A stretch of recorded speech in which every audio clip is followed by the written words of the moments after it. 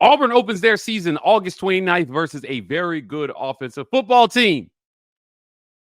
Maybe.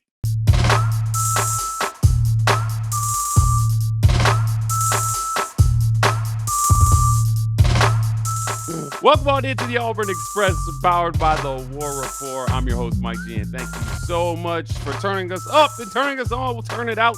I'm here with my good friend Ceasear Walker to talk a little Auburn football. Ceasear, every day that passes, we get closer to the beginning of the college football season. Auburn opens on a Friday night, which I love. The only other Power 4 game on national television will be Colorado versus Georgia Tech. So we'll keep an eye on that one. But we're going to be paying attention to our Tigers on today's show. We're going to talk about what Baylor is and isn't offensively and what that will mean for this matchup in the second half. But let's start with what Baylor is or isn't. Before we started recording, you and I, you got to fight ignorance with stats. And there's been a lot of ignorance flying around social media about this matchup with Auburn. Ceasear, we talked about this on our live show yesterday. A lot of people are buying into the 5-7 Auburn Tigers without looking a little deeper at what that team actually was and what they're not. And Auburn was a pretty good defensive football team. Before we get into it, talk to me about Auburn defensively, man. Like I find it hard to believe that people that actually cover college football don't understand what this team is offensively at this point. I'm sorry, defensively, they're a really good defensive football team. Ironically enough, Mike, Hugh Freeze's teams have had good defenses, even when he was at Ole Miss. You remember the whole notion of the land shark defense. They were known for putting up a fight with other teams' offenses and making it difficult for them to move the ball. That's no different here. Auburn had DJ Durkin, who was courted by other major programs in the offseason. Auburn was able to retain him. He is now one of the highest paid coordinators in college football for obvious reasons. He came in last year, did an amazing job with Auburn's defense. This is a defense, Mike, that is giving up 21 points a game. What's amazing about that stat, Mike G, is in time of possession, Auburn ranks one of the worst programs in the nation at 120, ranked in at 120th in the nation in time of possession. Auburn lost the time of possession battle more times often than not, and that usually spells a recipe for disaster for your defense because eventually the bottom's going to fall out. You can't keep your defense on the field a substantial amount of time throughout a game and expect those stats to hold, expect their defense to hold. Auburn only gave up 21 points despite that. That tells you just how good this defense was at bending but not breaking. You hope that they take the next step in this upcoming season where the defense isn't on the field as much. Auburn has actually gotten some key depth pieces along the defensive front, along the defensive line, something that DJ Durkin's defenses are known for. This is a defense that looks to get even better in this upcoming season, Mike. Ceasear, our good friends over at Locked On Baylor did a segment recently with the Locked On Big 12 channel. There was a lot of posturing in that segment talking about Jackson Arnold maybe not being a very good quarterback, and essentially saying that Baylor is this offensive juggernaut that Auburn is not going to be able to handle. Locked On Baylor host Cam Stewart said that he thinks that Baylor wins this game comfortably. Now, I'd love to hear from Cam on what his definition of comfortably is, but nobody won against Auburn comfortably last year by the numbers. Nobody ran away from Auburn on the scoreboard. That's something you've heard us say time and time again on this show. I don't know how to say it. If Georgia couldn't do it and Alabama couldn't do it, Baylor, I can't believe Baylor's going to do it. But we've got some stats here. Before your thoughts, you sounded like you had a thought, so I want to make sure you get it out before we get started here on the statistical wise. Mike came over to the War Report and avoided the locked on violence. When I saw the clip you showed me the clip, and one of the things that he talked about was Baylor wasn't a team that really forced turnovers. And one of the things that he talked about was, which I think is actually a fair criticism about Jackson Arnold, is that he was turnover prone at times last season. And the hope was that if Baylor is able to turn Jackson Arnold over a few times in this game, they win comfortably. Now, what's assumed in that, or what you're hoping for if you're Baylor, is that Auburn continues what they did last year when they began the season by losing the turnover battle. So you're hoping for that to happen and Baylor to be the beneficiary of that. What's assumed in that argument is that Baylor's offense is going to hit the ground running against an Auburn's defense that has been pretty salty against some of the better offenses in the SEC last year. That's the part that has me looking like, are they going to do that? Because this defense travels pretty well. Is not just a defense that's salty at Jordan Hare. It travels, Mike. We've seen this defense put up a fight on the road against pretty quality offenses. So to me, we're going to look at some of the stats, but there's a lot of assumption that Baylor isn't going to have the difficulties moving the ball. And if Auburn turns the ball over, yes, the argument is that Baylor will win comfortably. Well, I will agree that if you do turn the ball over, you don't give yourself a chance to really win. But to win comfortably implies that even if you don't get those turnovers, your offense is going to take care of business. And that's where I'm going to have to say not so fast. Yeah, look, Baylor was good offensively at times, but I think it's worth taking a look at who they were good versus. So look, they had a horrid start to their season. I gotta hand it to them. They rescued their season from the depths of hell, starting 2-5, I think, and ended up finishing 8-5. Baylor, or I'm sorry, was it 2-4? 2-4 they started, their season, and finished 8-5. Pretty. I would say LSU had a comfortable win over Baylor in the Kinder's Texas Bowl.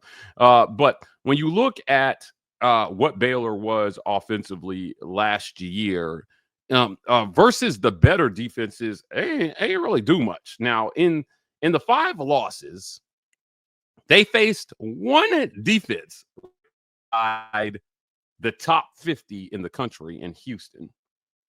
In points per game allowed. Houston allowed 22 points per game, and and they still only scored 20.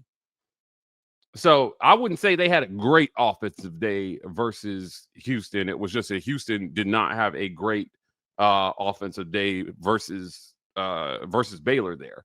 But when you look at some of the better teams that they played versus Utah, they had the 25th ranked scoring defense in the country, 21 points per game. You lost that game 23-12. I mentioned LSU. They were ranked just outside the top 50 in scoring defense at 59, 24.1 points per game. You lost that game by 13 points. You gave up 44 points to LSU, and you scored over LSU's average, but you still lost the game. Looking at BYU, they were ranked 18th in points per game allowed at 20. You lost that game, 34-28. Iowa, they were ranked 41st in points per game allowed at 23 points per game. Iowa State, you lost that game, 43-21. Colorado, they were ranked 43rd in points per game allowed at 23 points per game. You lost that game in overtime, 38-21. Anytime this offense faced a defense with a pulse outside of Houston, they lost. That's it. And I think I'm sorry. Go ahead, Mike. Go ahead. Well, I'm just saying, like, this was an Auburn team that allowed only 21 points per game. So they were in that upper echelon of what Baylor would have faced last year. And you only won 1 out of 6 shots at teams that had a pulse in terms of scoring defense. You won 1 game. On top of that, Baylor, which we're not here to poo-poo on Baylor's offense, they averaged 34 points a game last year. Well, we're not poo-pooing yet. They averaged 34 points a game last year. But in those games that you're talking about, they did not meet their average. Against Houston, they only scored 20 points. That's 14. That's 2 touchdowns below your season average. Yep. You talk about Utah. That's, I mean, goodness, that's 3 scores under your average. Against Iowa State, that's almost a 2 touchdowns score under your average. When you're playing against talented defenses that are salty, defenses that are stingy when it comes to keeping teams out of the end zone, Baylor's not hitting their season average.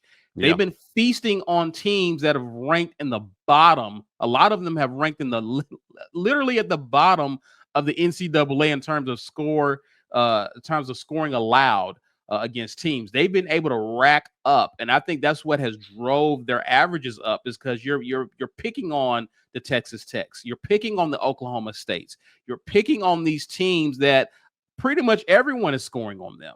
And so when you face those teams that are salty defensively, Baylor comes back down to earth a bit offensively.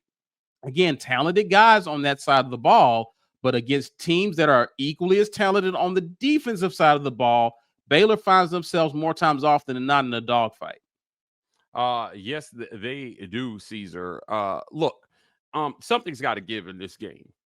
Something's got to give. Is it going to be the Auburn offense? Is it going to be the Baylor defense? Is it going to be the Baylor offense? Is it going to be the Auburn defense? We're going to talk about what is the most likely outcome. What's going to give when these two teams meet August 29th? Let's talk about it right after a quick word from our sponsors. This episode of the Auburn Express is brought to you by our friends at the Vibe Vault. You can find them at 3462 Crosswinds Road, Suite E in Phoenix City, Alabama. That's right across the street from the Chattahoochee Valley Community College, next to Renfro's Supermarket and Marco's Pizza. The Vibe Vault. If you're in the Columbus, Phoenix City area and you're looking to get fresh for the weekend,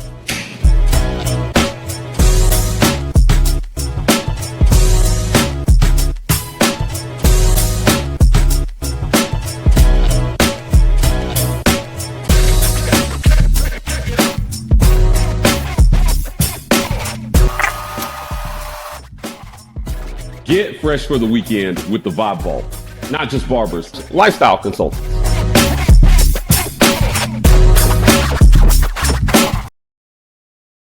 This episode of The War Report is brought to you by our friends at The Rogue Shop. Visit rogueshop.com. Use code REPORT to get 15% off your Rogue Shop order.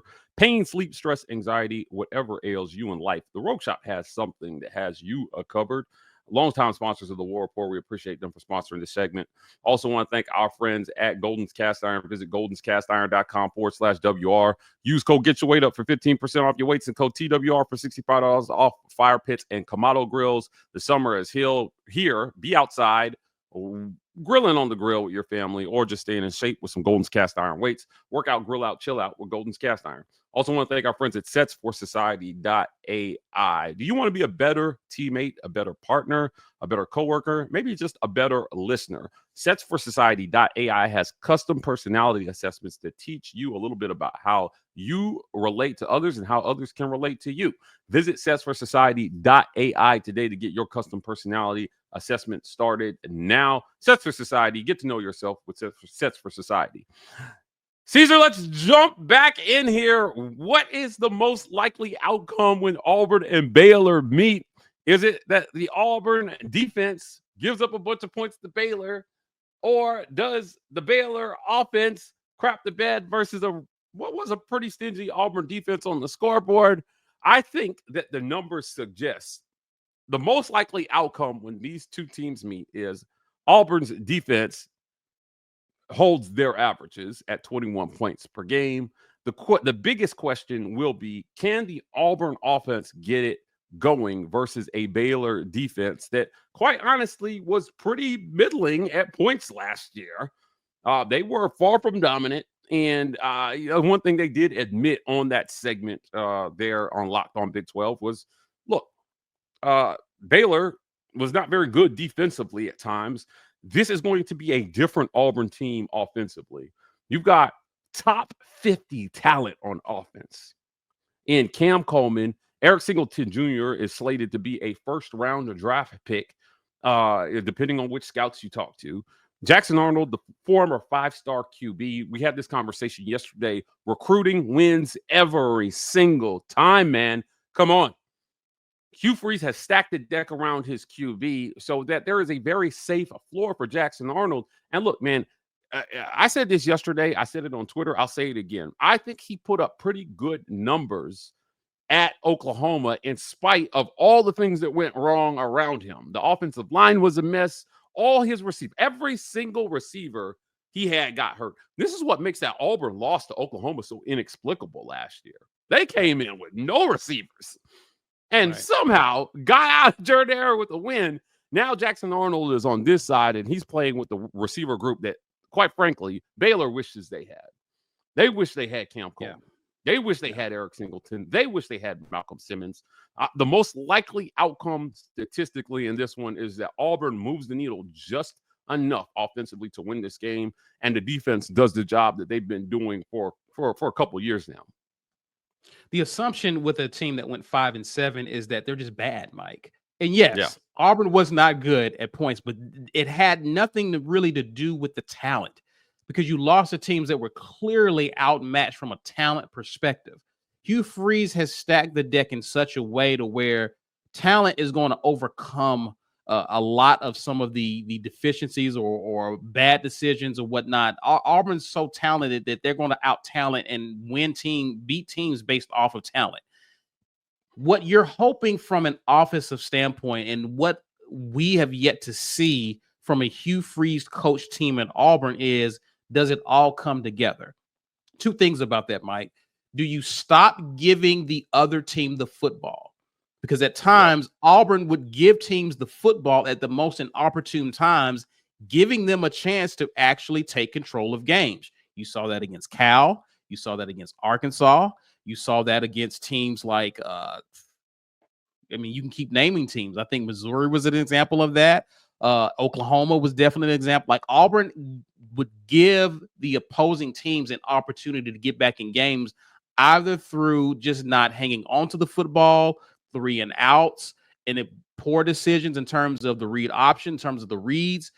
Auburn would self-destruct in a certain way. And the hope, Mike, is that you would see less of that now that you have a QB and a coach that we hope this year is on the same page, as opposed to whenever times last year where the head coach and QB were not on the same page, right? Also, are you going to get the ball in the hands of some of these explosive weapons? Does Singleton get the ball? Is Eric Singleton going to get the football and make plays? Cam Coleman get the ball and make plays? Are you going to open it up to where your running backs are beginning to take the rock and really punish teams, because now you have a light box because you're worried about those 3 to 4 receivers that Auburn has? Is it going to come together? And if you do that, I expect, Mike, that the time of possession that Auburn was really losing at times last year, where the defense was on the field trying to keep you in games, now you have a defense that's more rested, a defense that actually can attack. DJ Durkin didn't really attack teams a lot because he didn't want to be aggressive and take chances and put the offense in a situation where they had to score. Auburn was keeping everything in front of them, bending and not breaking. The hope is that Auburn can actually go on the attack this year, because your defense isn't trying to keep everything and hold everything together in games. If this offense takes off, Mike, I expect that points per game average to actually improve, because your defense isn't on the field as much. That's at least a hope. And actually, it's making me feel a lot more positive about this game with Auburn going on the road, because if Auburn's average holds, I had Baylor scoring 27 points. I am tempted to lower that, Mike, if Auburn actually hold their averages hold in game 1. Yeah, come on over, Caesar. I got them scoring 21 no more. And that's where Auburn held teams last year for the most part on average. Caesar, there's one more statistical point I want to get to before we get out of here today. And that is, I want to attack the idea that this Auburn offense was so bad that they couldn't do anything. And look, Payne Thorne could have played better, sure, at points last year, but this was not an Auburn offense that did not move the ball at times. Now, last year, the Tigers racked up 5,153 yards of total offense from scrimmage. Now, that's, middling in the SEC last year, but also that would have been that 51 would have been in the just inside the top half of the Big 12 last year. So pretty average in the Big 12. Now, Baylor racked up 5,700 yards of offense, but let's remember they played an extra game. Yeah, they played an extra game. They got a bowl game. Auburn did not. So they got a chance to get some extra yards there that Auburn did not get. Now, by the averages, Baylor averaged 440 yards per game. Auburn averaged 429 yards per game. For a team that is supposedly so much better offensively than Auburn, they only, on average, gained about 11 yards more per game than Auburn did. Auburn's issue wasn't moving the ball. They created big plays. They got into the rest. They just could not finish drives. Yeah. That's the one stat that needs to change for Auburn. If of all other things hold, and Auburn just ups their points per game offensively, and not by a lot, they're going to win a ton of football games this year. Now, that's a pretty big question mark based on what we've seen the first 2 years. All right. Yeah. And that I will admit, if your question is, can Hugh Freeze get more out of this offense? I hear you. I honestly hear you. And quite frankly, if you're a Baylor fan hoping that Baylor wins comfortably, that's what you're counting on. You're counting on Hugh Freeze not being able to dial it up. But defensively, there's nothing to suggest that Baylor is going to be the team that stops Auburn based on what they gave up last year in terms of points per game. And defensively, Auburn is the team that can limit Baylor offensively because they were pretty average offensively last year. If you think Jackson Arnold is an average quarterback, I don't know how you leave this thinking Sawyer Robertson is that much better based on what we saw them do on the field and what the statistics say. So, what's the most likely outcome of all this? I'm going to repeat it. I think the most likely outcome is that Auburn's defense wins them this game. Auburn's offense does just enough for Auburn to win it. And that Baylor struggles offensively versus an Auburn defense that, quite frankly, gave a lot of people a lot of headaches last year. And that's all backed up by the facts. Just go look at the scores. If we're going based off the statistics, Mike, yes. I expect Auburn's, and again, we're talking about a Baylor defense. Their head coach is a defensive guy, and their defense was not good at points last year. And if Auburn has taken that step forward, I expect them to be able to capitalize off of it. The belief, if you're Baylor, is that the defense has improved. They probably will be improved and will be up for game one in Waco. But I do expect Auburn to be able to hold their averages defensively. And that's going to mean that Baylor's going to struggle in this game offensively, Mike. They're going to frustrate Baylor at points and times. And so there will be opportunities for Auburn to actually take advantage of that offensively. And if things come together in game one for Auburn, look out. Absolutely. Look, great conversation, Caesar. Look, what do you guys think? What is the most likely outcome? Is it that Auburn's defense dominates, or does Baylor's offense dominate Auburn's defense? Hit the comments after the video. Let us know what you think. And while you're in the comments, do us a favor, smash that super thanks button. Show us some love. Your financial support helps keep the work that we're doing here going. Guys, that's it for another great edition of the Auburn Express. You guys know the deal. Please hit like and subscribe. We are the War Report on every social media platform. TW Report on TikTok. We're signing off, and as always, worry.